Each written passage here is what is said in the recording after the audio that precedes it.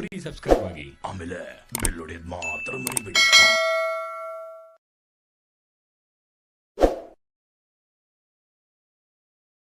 Mobile ಬಳಸೋ ಹೆಣ್ಣು ಮಕ್ಕಳಿರುವ ಪೋಷಕರೇ ಎಚ್ಚರ ಎಚ್ಚರ, ಬಹಳ ಎಚ್ಚರವಾಗಿರಬೇಕು ನೀವು. ಮೊಬೈಲ್ ಚಾಟಿಂಗ್, ಡೇಟಿಂಗ್, ಸೆಕ್ಸ್, ಗರ್ಭಧಾರಣೆ ಎಂತ ಕತೆ ಗೊತ್ತಾ ಇದು? ನೀವು ನೋಡಲೇಬೇಕಾದಂತ ಸುದ್ದಿ. ಮೊಬೈಲ್ ಉಪಯೋಗವಾಗ್ತಿದೆಯಾ ದುರುಪಯೋಗವಾಗ್ತಿದೆಯಾ ಅಂತ ಗಮನಿಸಿದ್ದೀರಾ ನೀವು ಯಾವತ್ತಾದ್ರೂ?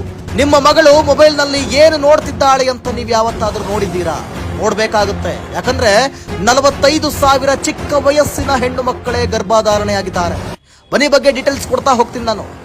ಗಮನಿಸಬಹುದು, ಈ ಮೊಬೈಲ್ ಅನ್ನುವಂಥದ್ದು ಎಷ್ಟರ ಮಟ್ಟಿಗೆ ಆಕ್ರಮಣ ಮಾಡ್ಕೊಂಡ್ಬಿಟ್ಟಿದೆ ಹೆಣ್ಣು ಮಕ್ಕಳಲ್ಲಿ ಅಂತಂದ್ರೆ, ಯಾವಾಗ ನೋಡಿದ್ರು ಮೊಬೈಲ್ ನಲ್ಲೇ ಬಿಸಿ ಇರ್ತಾರೆ ಹೆಣ್ಣು ಮಕ್ಕಳು. ಮೊಬೈಲ್ ನಲ್ಲಿ ಏನ್ ನೋಡ್ತಾ ಇದ್ದಾರೆ, ಅವರಲ್ಲಿ ಏನ್ ಮಾಡ್ತಾ ಇದ್ದಾರೆ ಅನ್ನುವಂಥದ್ದನ್ನ ಯಾವತ್ತಾದ್ರೂ ಪೋಷಕರು ಹೋಗಿ ತೆಗೆದು ನೋಡಿದ್ದೀರಾ? ಹಿಸ್ಟರಿ ಚೆಕ್ ಮಾಡಿದ್ದೀರಾ? ದಯವಿಟ್ಟು ಮಾಡಬೇಕು. ನಿಮ್ಮ ಮಕ್ಕಳ ಮೇಲೆ ನೀವು ಗಮನವನ್ನು ವಹಿಸಬೇಕು. ಇಲ್ಲ ಅಂತಂದ್ರೆ ನಿಮ್ಮ ಮಕ್ಕಳು ದಾರಿ ತಪ್ಪುವುದು ಗ್ಯಾರಂಟಿ. ಅಂತಹ ಒಂದು ವರದಿಯನ್ನ ಈಗ ನಾನು ನಿಮ್ಮ ಮುಂದೆ ಹೇಳ್ತಾ ಹೋಗ್ತೀನಿ. ಒಟ್ಟು 45,000ಕ್ಕೂ ಅಧಿಕ ಚಿಕ್ಕ ವಯಸ್ಸಿನ ಹೆಣ್ಣು ಮಕ್ಕಳೇ ಗರ್ಭಧಾರಣೆ ಆಗಿರುವಂತದ್ದು. ನಾವು ಹೇಳ್ತಿಲ್ಲ, ಮಕ್ಕಳ ಹಕ್ಕುಗಳ ರಕ್ಷಣಾ ಆಯೋಗದ ಅಧ್ಯಕ್ಷ ಕೆ ನಾಗೇಶ್ ಈ ಬಗ್ಗೆ ಹೇಳಿಕೆಯನ್ನು ನೀಡಿದ್ದಾರೆ. ಮಕ್ಕಳ ಹಕ್ಕುಗಳ ಆಯೋಗದಿಂದ ಆಘಾತಕಾರಿ ಮಾಹಿತಿಯೊಂದು ಹೊರಬಿದ್ದಿದೆ. ಸೊ ಹಾಗಾಗಿ ಇಲ್ಲಿ 45,000 ಚಿಕ್ಕ ವಯಸ್ಸಿನ ಅಪ್ರಾಪ್ತ ವಯಸ್ಸಿನ ಹೆಣ್ಣು ಮಕ್ಕಳೇ ಇಲ್ಲಿ ಗರ್ಭಧಾರಣೆ ಆಗ್ತಿದ್ದಾರೆ.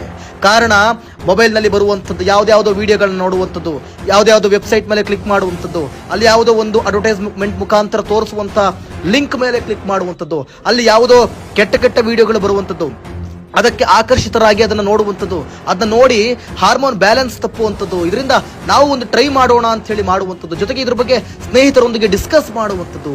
ಅದರಲ್ಲೂ ಜೊತೆಗೆ ಹುಡುಗರಾಗ್ಬಿಟ್ರಂತೂ ಅವರಂತೂ ಇನ್ನೂ ಕೂಡ ಪ್ರಚೋದನೆಗೊಳಿಸ್ತಾರೆ. ಚಿಕ್ಕ ವಯಸ್ಸಿಗೆ ಒಂದು ಅಲ್ಪ ಸುಖಕ್ಕೋಸ್ಕರ ತಮ್ಮ ಜೀವನವನ್ನು ಹಾಳು ಮಾಡ್ಕೊಳ್ತಿದ್ದಾರೆ ಹೆಣ್ಣು ಮಕ್ಕಳು. ಅಷ್ಟೇ ಅಲ್ಲದೆ ಇದನ್ನ ಡಿಸ್ಕಸ್ ಮಾಡಿ ಮತ್ತೊಬ್ಬರಿಗೂ ಕೂಡ ಈ ರುಚಿಯನ್ನ ಕಾಣಿಸ್ತಾ ಇದ್ದಾರೆ. ಸೊ ಹೀಗಾಗಿ ಇದು ದಾರಿ ತಪ್ತಾ ಇದ್ದಾರೆ. ನೀವು ನಿಮ್ಮ ಮಕ್ಕಳು ಏನ್ ಮಾಡ್ತಿದ್ದಾರೆ ಅನ್ನುವಂಥದ್ದನ್ನು ನೀವು ನೋಡಬೇಕು. ಇಲ್ಲ ಅಂತಂದ್ರೆ ಬಹಳ ಕಷ್ಟ ಆಗುತ್ತೆ. ಮುಂದಿನ ದಿನಗಳಲ್ಲಿ ಈ ಯುಗದಲ್ಲಿ, ಇಂತಹ ಮಾಡರ್ನ್ ಯುಗದಲ್ಲಿ ದೊಡ್ಡ ಮಟ್ಟದ ನಾವು ಪರಿಣಾಮಗಳನ್ನ ಎದುರಿಸಬೇಕಾಗುತ್ತೆ.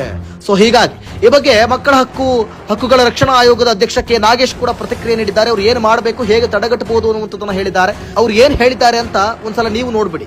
45,000ಕ್ಕಿಂತ ಹೆಚ್ಚು ಅರೆಯ ಹೆಣ್ಮಕ್ಳಲ್ಲಿ ಅವರು 18 ವರ್ಷಕ್ಕಿಂತ ಒಳಪಟ್ಟಿರ್ತಕ್ಕಂಥ ಹೆಣ್ಮಕ್ಳು ಗರ್ಭಿಣಿ ಆಗಿದ್ದಾರೆ ಅಂತೇಳಿ ಕೂಡ ಮೊನ್ನೆ ಒಂದು ವರದಿ ಕೂಡ ಆಗಿದೆ. ಸೊ ಅದರ ಬಗ್ಗೆ ನಾವು ಕಂಪ್ಲೀಟ್ ಈಗ ರಾಜ್ಯಾದ್ಯಂತ ಒಂದು ಪ್ರವಾಸವನ್ನು ಮಾಡ್ತಾ ಇದ್ವಿ. ಇದು ಹೆಂಗೆ ಪ್ರಿವೆಂಟ್ ಮಾಡಬೇಕು, ಇದು ಹೇಗಿದೆ, ಈ ತಡೆಯೋದು ಹೇಗೆ ಅನ್ನೋದು ನಾವು ಗಂಭೀರವಾಗಿ ಯೋಚನೆ ಮಾಡ್ತಾ ಇದ್ದೀವಿ. ನೀವು ಕೇಳಿದ್ರೆ ಈಗ ಯಾತಕ್ಕೆ ಅಂತೇಳಿ, ಒಂದು ಮೂಲ ಇವತ್ತು ಎಲ್ಲ ಮಕ್ಕಳು ಕೂಡ ಇವತ್ತು ಮೊಬೈಲನ್ನು ಅನಗತ್ಯವಾಗಿ ಬಳಸ್ತಕ್ಕಂಥದ್ದು. ಇವತ್ತು 16-17 ವರ್ಷದ ಹೆಣ್ಮಕ್ಳು ಮೊಬೈಲ್ಸನ್ನು ಬಳಸ್ತಾರೆ. ಅದರಿಂದ ಬೇರೆ ಬೇರೆ ವಿಷಯಗಳನ್ನು ಯಾವುದನ್ನು ನೋಡಬಾರ್ದು ಅದನ್ನು ನೋಡ್ತಾರೆ. ಅದನ್ನು ಒಂದು ಪಾಸಿಟಿವ್ ಆಗಿ ಅದನ್ನು ಮಾಡ್ಕೊಳ್ತಾ ಇಲ್ಲ, ನೆಗೆಟಿವ್ ಆಗಿ ಪರಿಣಾಮ ಬೀರ್ತದೆ. 16 ಈಗ ಒಂದೆಲ್ಲೋ ಫ್ರೆಂಡ್ಸ್ಗೆ ಸುಮ್ಮನೆ ವಾಟ್ಸಪ್ಪು, ಫೇಸ್ಬುಕ್ಕು, ಇನ್ಸ್ಟಾಗ್ರಾಮ್ ತುಂಬ ಇದೆಲ್ಲ ಮಾಧ್ಯಮಗಳು ವಿವಿಧ ಭಂಗಿಗಳಿದ್ದಾವೆ. ಎಲ್ಲೋ ಒಂದು ಕಡೆ ಫ್ರೆಂಡ್ಸ್ ಆದಮೇಲೆ ಮೆಸೇಜಿಂದನೇ ಶುರು ಮಾಡ್ಕೊತಾರೆ. ಎಲ್ಲೋ ಒಂದು ಕಡೆ ಪರಿಚಯ ಆದಮೇಲೆ ಪರಸ್ಪರ ನಂಬಿಕೆಗಳು ಉಂಟಾಗಿ ಇಲ್ಲ ಚೈಲ್ಡ್ ಮ್ಯಾರೇಜ್ ಆಗ್ತಾರೆ, ಶಾಲೆ ಬಿಡ್ತಾರೆ. ಆವಾಗ ಏನಾಗುತ್ತೆ, ನಮಗೆ ಸಡನ್ನಾಗಿ ಗೊತ್ತಾಗಲ್ಲ. ಒಂದು ವೇಳೆ ಅವರು ಏನಾದರೂ 18 ವರ್ಷದೊಳಗೆ ಪ್ರೆಗ್ನೆಂಟ್ ಆದರೂ ಕೂಡ ಹಾಸ್ಪಿಟ್ಲಿಗೆ ಹೋಗಬೇಕು, ಇಲ್ಲ ಹಾಸ್ಪಿಟ್ಲವ್ರು ಮತ್ತೆ FIR ಮಾಡ್ತಾರೆ. ಅದು ಆ್ಯಕ್ಚುಲಿ ಚೈಲ್ಡ್ ಮ್ಯಾರೇಜ್ ಅಲ್ಲ, ಜೈಲ್ ಮ್ಯಾರೇಜ್ ಆಗುತ್ತೆ. ಇವತ್ತು ಎಲ್ಲ ಜೈಲಲ್ಲೂ ಕೂಡ ಚೈಲ್ಡ್ ಮ್ಯಾರೇಜ್, ಯಾರು 18 ವರ್ಷದ ಹೆಣ್ಮಕ್ಳು ಮದುವೆ ಆಗಿದ್ದಾರೆ ಒಳಗಿರ್ತಕ್ಕಂಥವ್ರನ್ನ, ಬಹುತೇಕ ಇವತ್ತು ಹುಡುಗರು ಜೈಲಲ್ಲಿದ್ದಾರೆ.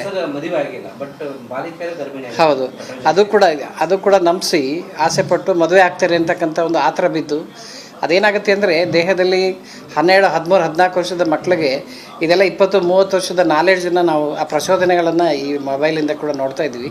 ಹಾಗಾಗಿ ಅದು ಏನೋ ಒಂದು ಸಲ ಅವ್ರ ಮನಸ್ಸನ್ನು ಹಾಕಿದರೆ ಅಲ್ಲಿಂದ ವಾಪಸ್ ಬರೋಕ್ಕಾಗಲ್ಲ. ಅದೆಲ್ಲ ಪ್ರೀತಿ ಅಂತನೋ ಅಥವಾ ಇನ್ನೊಂದು ಅಥವಾ ದೈಹಿಕವಾದಂಥ ಅಲ್ಪ ಸುಖಕ್ಕೆ ಕೆಲವು ಸಲ ಇವರು ಹುಡುಗರು ಕೂಡ ಅದನ್ನು ಪ್ರಚೋದನೆ ಮಾಡ್ತಾರೆ. ಯಾರ್ಯಾರು ಅದನ್ನು ಯೋಚನೆ ಮಾಡ್ತಾರೆ. ಸೊ ಹೀಗಾಗಿ ಫೈನಲ್ ಆಗಿ ಹೇಳುವಂಥದ್ದು, ಇದಕ್ಕೆ ತಡೆಗಟ್ಟುವ ಕ್ರಮ ಅಂತ ಏನು ಇಲ್ಲ. ಇರೋದು ಒಂದೇ ಒಂದು, ಅವರವರ ಪೋಷಕರು ಅವರ ಮಕ್ಕಳನ್ನ ಹದ್ದುಬಸ್ತಲ್ಲಿ ಇಟ್ಕೊಳ್ಬೇಕು. ಮೊಬೈಲ್ ವಿಚಾರದಲ್ಲಿ ಯಾವ ರೀತಿ ಕಂಡೀಷನ್ ಮಾಡಬೇಕು, ಏನು ಮಾತ್ರ ಯೂಸ್ ಮಾಡ್ಬೋದು ಆ ರೀತಿ ಅಲೋ ಮಾಡಿ ಕೊಡಬೇಕು. ಇಲ್ಲ ಅಂತಂದ್ರೆ ಬಹಳ ಕಷ್ಟ ಆಗುತ್ತೆ. ನಿಮ್ಮ ಮಕ್ಕಳು ದಾರಿ ತಪ್ತಾರೆ. ದಾರಿ ತಪ್ಪಿದಂಥ ಉದಾಹರಣೆಗಳು ಈಗ 45,000ಕ್ಕೂ ಅಧಿಕ. ಸೊ ಹೀಗಾಗಿ ಬಹಳ ಎಚ್ಚರಿಕೆಯಿಂದ ಇರಬೇಕು, ಎಚ್ಚರಿಕೆಯನ್ನು ವಹಿಸಬೇಕು. ಏಜ್ ಅನ್ನುವಂಥದ್ದು ಆ ರೀತಿ ಎಲ್ಲರನ್ನು ಕೂಡ ಬದಲಾಯಿಸ್ಬಿಡುತ್ತೆ. ಅದರಲ್ಲಿ ಅವ್ರದ್ದು ತಪ್ಪು ಅಂತ ಹೇಳೋಕ್ಕಾಗಲ್ಲ.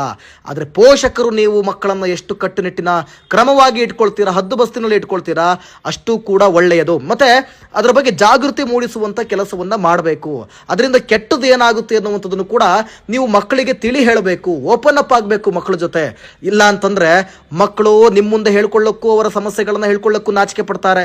ನೀವು ಮಕ್ಕಳ ಜೊತೆ ಅದ್ರ ಬಗ್ಗೆ ಮಾತನಾಡೋದಕ್ಕೆ ನಾಚಿಕೆ ಪಟ್ಕೊಂಡ್ರೆ ಮಕ್ಕಳು ಕೆಟ್ಟ ದಾರಿಗೆ ಇಳಿಯೋದಂತೂ ಖಚಿತ. ಸೊ ಹೀಗಾಗಿ ಇದ್ರ ಬಗ್ಗೆ ಬಹಳ ಎಚ್ಚರ ವಹಿಸಬೇಕು.